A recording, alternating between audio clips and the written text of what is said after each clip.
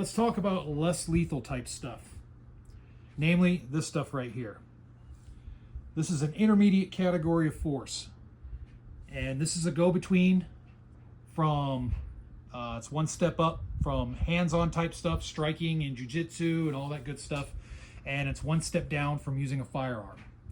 I think if you're going to be a responsible everyday carry, concealed carrier of a firearm, I think you need some type of tool in this realm that's an intermediate tool, and to get some good training on it. Now, state laws vary, so there is that. There are some states where you just can't. I totally get that. You have to work with what you have. But if you're able to, I think getting tools like this will help you in the long run, not only legally, but if you can de-escalate a situation before it gets to deadly force, that's always a good thing. Sometimes we don't get that choice. Sometimes we just have to roll with what's given to us. But if we're able to make the determination, it's always better to not shoot somebody. So what I have here is some OC. This is from Palm Industries. A little side thing, check these guys out, go to their website, check out their OC.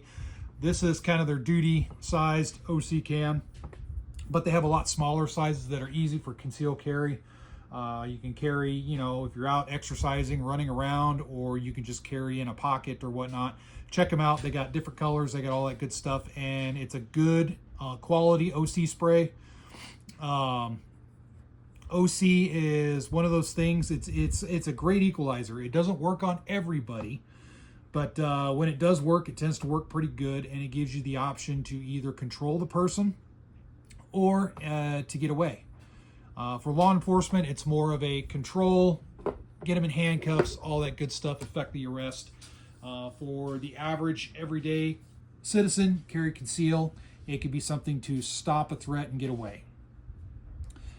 These two items right here, you got a Kubotan and a Koga. It's just, this is a kind of a bigger Kubotan. These are impact weapons. They're very small impact weapons. This one's a little bit bigger. This one is a little bit more applicable for concealed carry. I know there's different mindsets out there in regards to these things, these really small impact weapons. They can be used as pressure point type deals. I know there's training on the Kubotan and whatnot talking about pressure points, but I tend to look at these as strike weapons. Something that reinforces the fist, and then something I can strike with.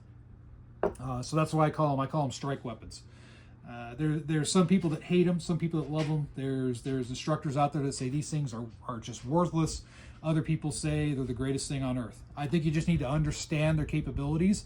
It is something that you can easily conceal in a pocket and have at the ready for females and males. I kind of prefer this one a little bit over the bigger one just because of the pointed. It really directs energy, and I like that for like a brachial strike or hitting in the face or whatnot.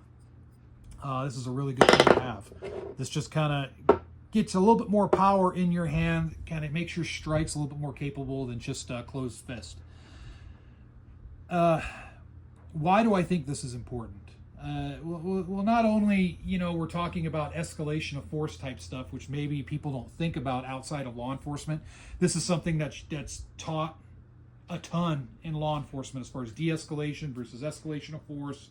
What type of force you need to use at any given time, how to raise the force, lower the force as needed, all that good stuff.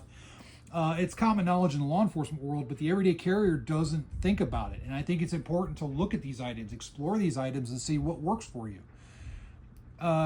Along with carrying a gun, you have some responsibilities. Number one, I think you need to have an intermediate tool of some sort.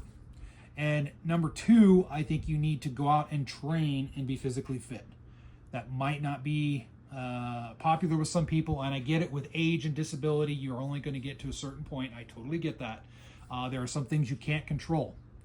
But if you're an able-bodied person and you've got no issues, you should be doing a little bit of exercising. You don't have to be a bodybuilder or a UFC fighter or anything like that, but you should have a little bit of conditioning.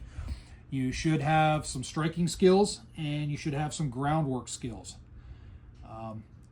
If not for anything else, just remember, every encounter, if you are a carry conceal person, if you're carrying a gun, Every encounter you have with a human being is going to involve one weapon, and that is yours. That's your gun. So if you get into a fight with somebody, there is always going to be a gun involved. That's your gun, so you need to protect it. If anything, you need to learn how to fight effectively to protect yourself and protect your gun. Sometimes being a good fighter or using a good intermediate tool can de-escalate a situation. When people talk de-escalation, they're always talking about, well, talking the person down. De-escalation could be, you know what, I'm up close with somebody, I already have my hands on this. Maybe they reach into their pocket and I think they're starting to reach for a knife, and then I jab them really fast and hard right in the face. It causes their eyes to tear up, they back off a little bit and break contact. That is a de-escalation. I didn't have to necessarily draw my gun. That's just an example. So take that as you will. We can name hundreds of different examples here. Same with OC. OC can really take the fight out of somebody. If they're getting squirrely with you, if they're getting froggy with you, if they're wanting to put up a fight, they're advancing on you, you hit them in the face with OC. If you don't get the effect of the face melting off and whatnot, the hot spice effect, if you hit them in the eyes, you are always going to get one effect, and that is them closing the eyes. Gives you a chance to strike and get away, and if that's the case, what is that? It's a de-escalation because you didn't have to use your gun. What are my credentials talking about this?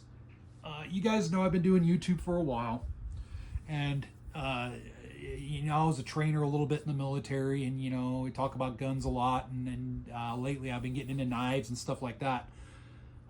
So here's my qualifications. Not only being law enforcement for about 12 years now, I'm also a defensive tactics master instructor.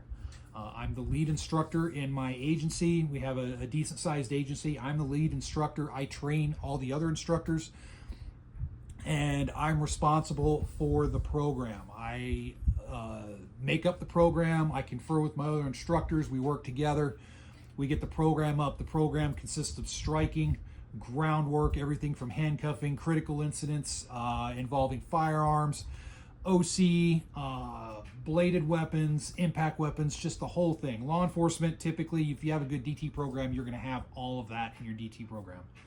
So I'm very, very well versed as far as use of force is concerned and what it takes to be a good, well-rounded individual as far as self-defense. So that's kind of my just immediate credentials. I also did a little bit of stuff back in the military, a little bit of fighting stuff, but it was more geared towards, it was modern Army combatives. Don't mind my dryer in the background, playing the nice little tone. But modern Army combatives, all that stuff, I don't know what's being taught these days because I've been out for almost 12 years.